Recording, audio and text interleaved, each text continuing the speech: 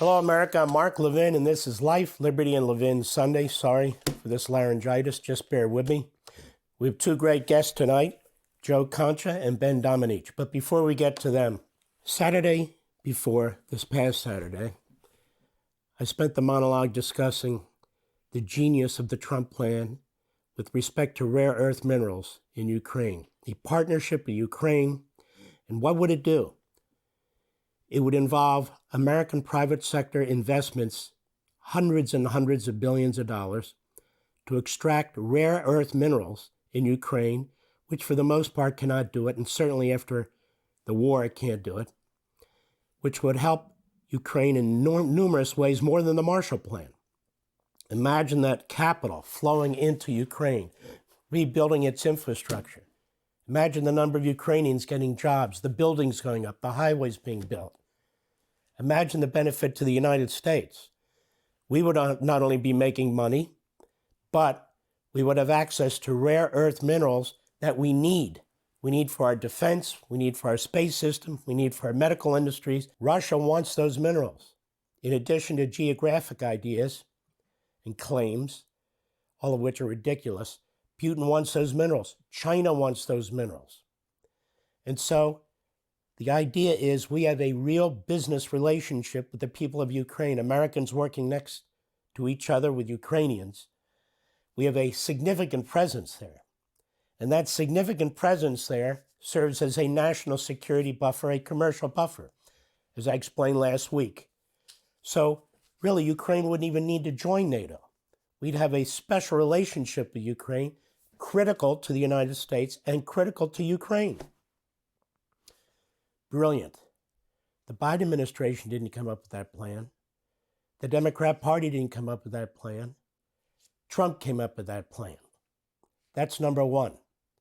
Number two, the blow-up that took place in the Oval Office. I've been thinking about this. You know, people react immediately. I like to think about things a little bit. There's two camps that are giddy about this, absolutely giddy, and there's nothing to be giddy about. Number one, the Democrats.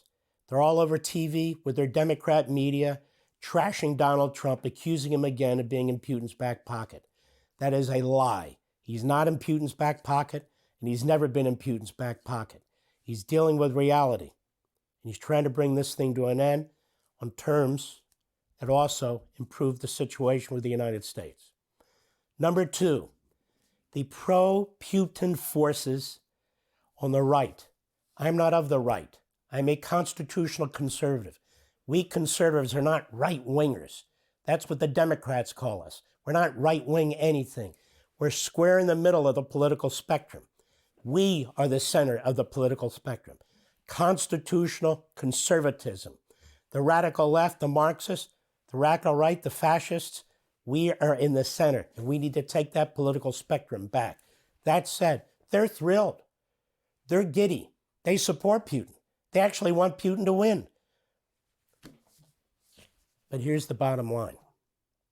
Zelensky blew it, and he blew it big. And I speak as somebody who supports Ukraine. Ukraine, which was invaded without provocation. Ukraine, the cities and the people are targeted. The infrastructure is targeted. Ukraine, up to 700,000 of their children have been brought into Russia against their will, against the will of their parents, and adopted out to Russian families to become Russian citizens. That's right. It's grotesque. I see how little people talk about Putin, how little they talk about his role in this war, how little you read about it or hear about it. Very little condemnation of Putin as he sits back and watches. Zelensky, you handed Putin a victory, and only you can fix it. Donald Trump has offered Ukraine and you a lifeline to build your ties with the United States, to build your economy, to build up your country, so that you can contribute to your own defenses as well. But you blew it, and you blew it, and you need to fix it. What was in this deal, in part? It was a good deal.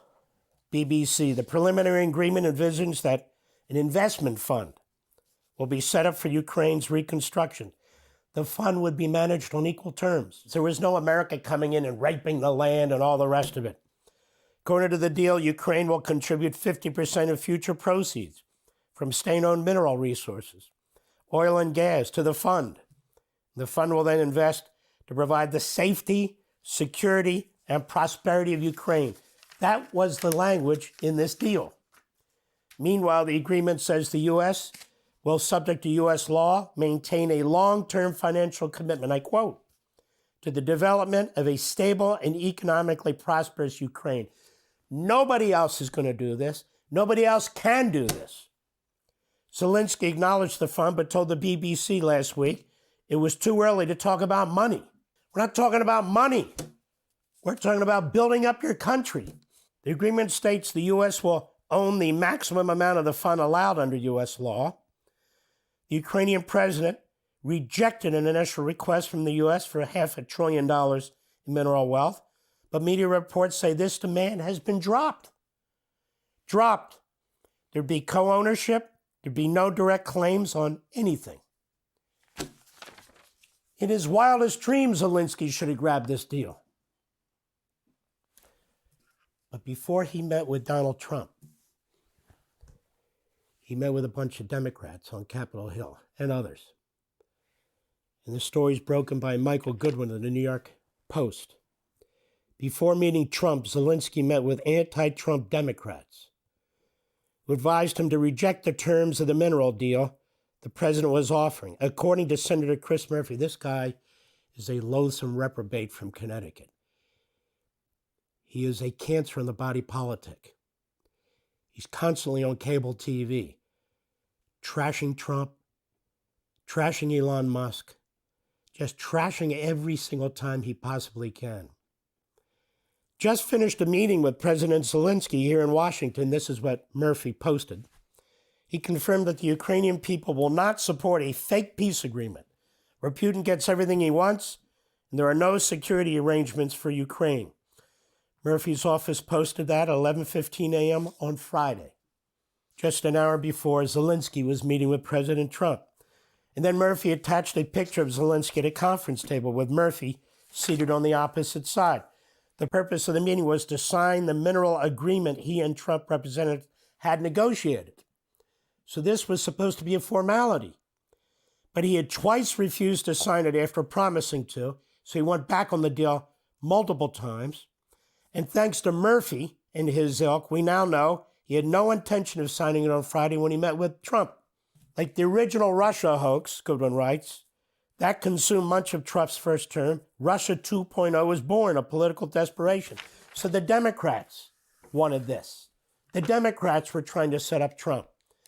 And Zelensky was foolish enough to go along with this and embrace it. Zelensky has to fix this for the sake of his own country. But don't worry, the Western allies, they're rallying around Zelensky, you know, after the event with Donald Trump, says CNN. Rallying around Zelensky. You know what, America? It's about time somebody tell you how pathetic the Europeans have been in their support of Ukraine. Poland has stepped up. The Baltic states have stepped up. A few other countries.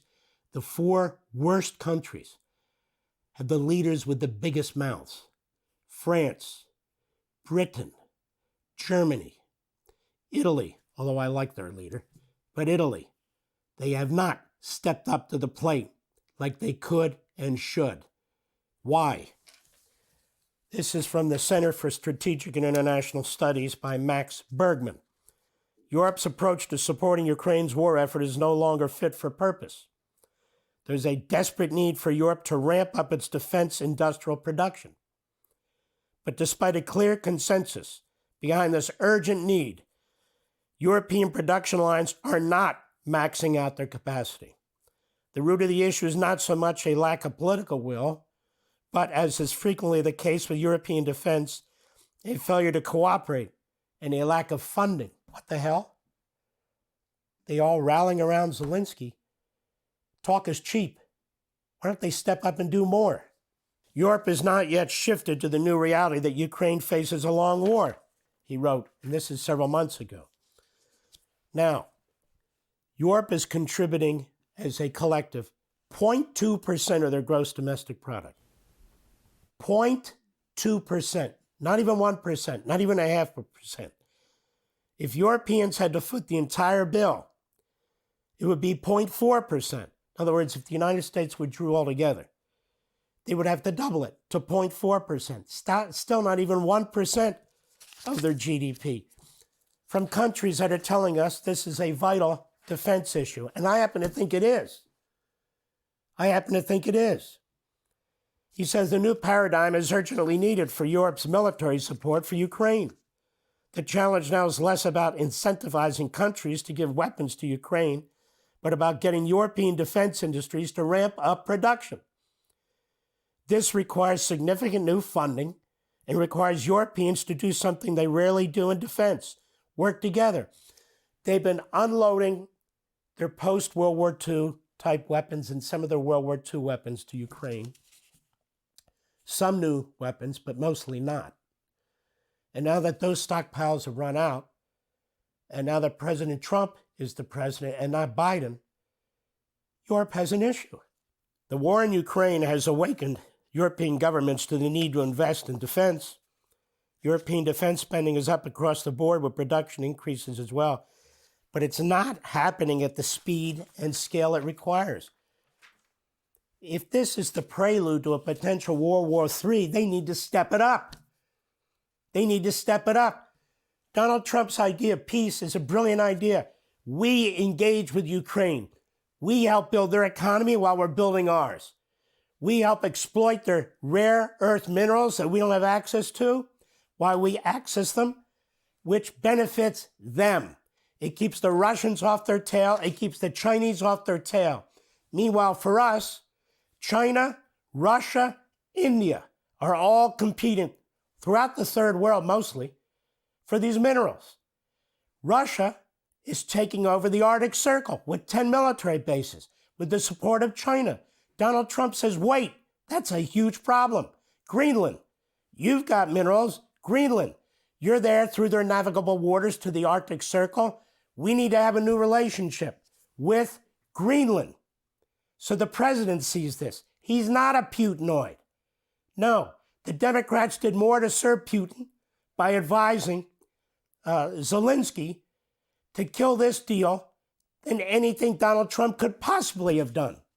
And for the Putin supporters out there, you think you're giddy? You think you're funny? You're pathetic, as a matter of fact. But let's go on. The biggest challenge to establishing what is a European Union fund will be getting approval within the European Union. Complacency and frugality are beginning to take over European politics and European leaders, particularly finance ministers. They're used to claiming helplessness when it comes to funding defense. So this is the realpolitik, America. This is the realpolitik.